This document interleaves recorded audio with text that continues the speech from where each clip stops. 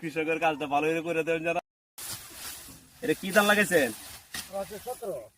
ব্রাক 17 ধান।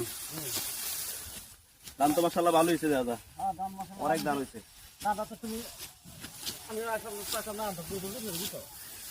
আপনি তো চাইছিলেন না, আপনি তো নতুন দেখে আনতে চাইছিলেন না।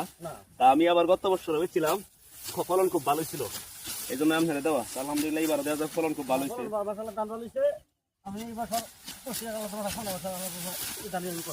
কয় শতাংশ জমি আপনার?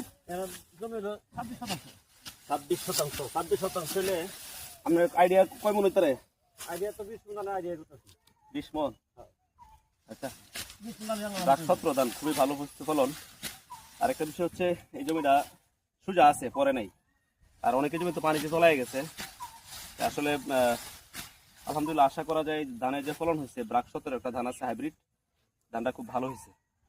আপনারা চাইলে সামনের বছর এই ধানটা করতে পারেন, ধানের ফলন খুব ভালো হয়েছে। এবং অনেকে আমারে বলেন যে কৃষকের কাজটা ভালো করে দেবেন যারা, দুই একটা মোটা বলে কাটি।